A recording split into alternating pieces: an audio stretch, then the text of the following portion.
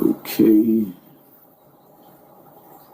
Promise y'all, tonight gonna be alive. Y'all gonna get what y'all looking for tonight.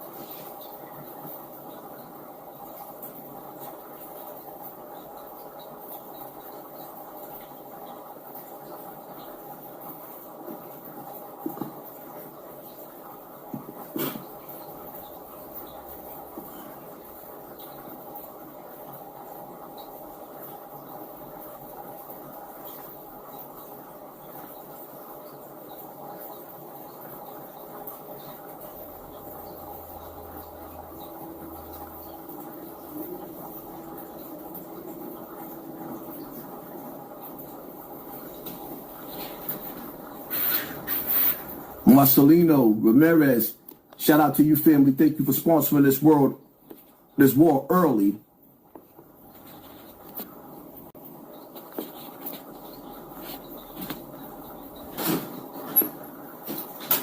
Miss NYC 79, just thinking, I wish Haas go live. Oh yeah, we going in tonight. We going in the night. And I'm not,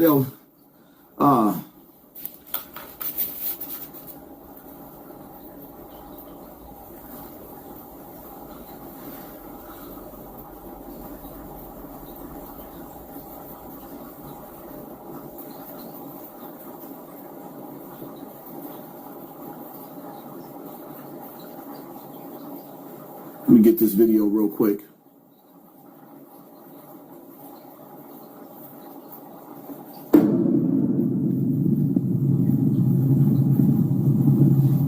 Fat Joe, how you feel about Fat Joe?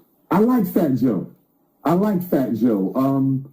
One of the things I respected about Fat Joe was when he reaffirmed that Latinos are Africans. He openly said that Puerto Ricans, Dominicans, and Cubans were African, and they need to start acting like it. Their ancestors came from the continent just like ours did. Now, some people could argue he only said that in order to, keep his validity in the hip-hop community. But I believe he was sincere. I believe Fat Joe was sincere. I'm a fan of Fat Joe. I like him. My biggest issue. Now listen, notice who he brought up, right? Who he brought up first, Fat Joe.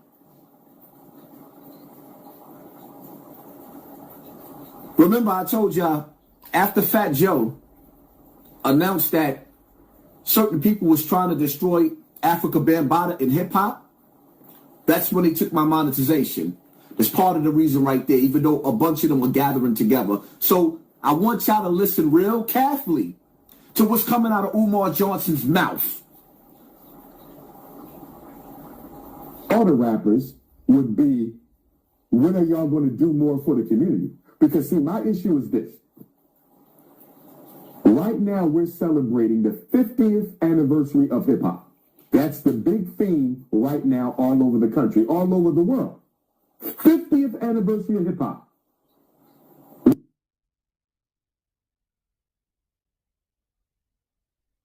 Serious conversation about whether hip-hop has actually... If you watch my lives and you know how to edit, I'm willing to pay you. From now on, whoever could catch these niggas quoting me word for word, I want y'all to start making that shit go like rival on the internet and on social media. I'll pay you. Because I'm too busy to keep on, like, yo, when I'm telling you, the frustration, the nerve of him to sit up there and quote me word for word and to tell the internet that nobody else is doing this when he's saying, first of all, you speaking on my life, the 50th anniversary of hip hop. Then you got nerve enough because during the 50th anniversary of hip hop came with me beefing with Fat Joe, and Fat Joe's name just happened to came out of your mouth. Fat Joe don't represent 50 years of hip hop. He's not even one of the top dogs in hip hop. So why did Umar Johnson decide to talk about him with this guest appearance that he's doing? But let's get back to Umar, because he's not done quoting Hassan Campbell. Happen what you live, you don't live it no more. And if you're so dedicated to telling the ghetto tale, why did you move out the neighborhood? Why do you send your kids to private schools? So you live in a white neighborhood, you send your kids to white private schools.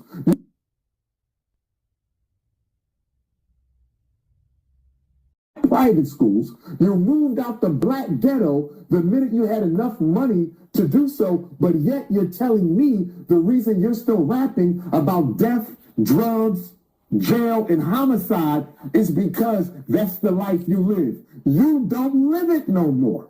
So for me, I'm looking at hip hop and I'm saying to myself, it is the most influential music genre in the world. 50 years. I'm not the one that called all these rappers out for not living in the hood, but wait. Yo, wait. Watch what he getting ready to say. I know the people that rock with me, y'all gonna be bugging. Watch what this dude is getting ready to say out of his mouth. Watch. Word for word. A multi-billion-dollar industry.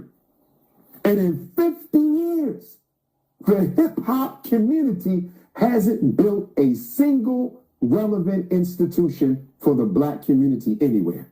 Think about that for a minute. Think about that. Look, Dr. King began his career with the Montgomery bus boycott in 1955. Dr. King was assassinated in 1968. That means Dr. King had 13 years. Look at what he did in 13 years. Let's go to the Black Panther Party. The Black Panther Party was founded in 1966.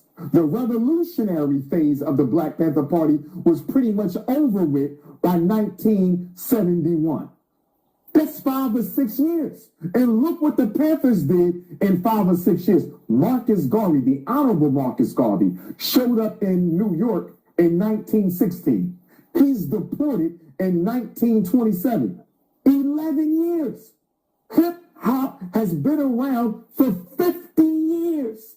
Not a single hospital, not a single school, not a single bank, not a single supermarket, not a single distribution company. How can we call hip-hop a blessing to the black community with that type of money being made off of our culture? Watch. Now wait for it. Y'all know my famous line that I keep running to y'all about how these niggas keep coming. Wait, let me let them say it first. Community doesn't benefit from it at all. So you come to the community and give out a few turkeys. You come to the community and give out a few pair of sneakers. You come to the community and you throw a couple parties. And in exchange for some damn turkeys and chickens and some sneakers, you push death and destruction.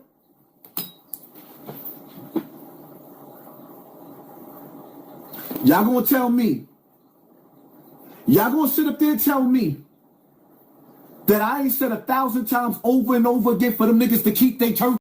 When you think of eagles, you don't see them flying in packs. You see little birds flying south of the winter. You see them flying in packs. Sometimes they'll create a shape. But when you see eagles, they soar, and they soar alone. Because eagles, they have such a sharp eye, and they have such strong wings that they can do everything that they need to by themselves. Just like you, chosen one, you have a sharp third eye. You have powerful angel wings. You are an earth angel. You don't need to flock and be with people because listen, those in darkness gotta crumble together, but those in light stand alone.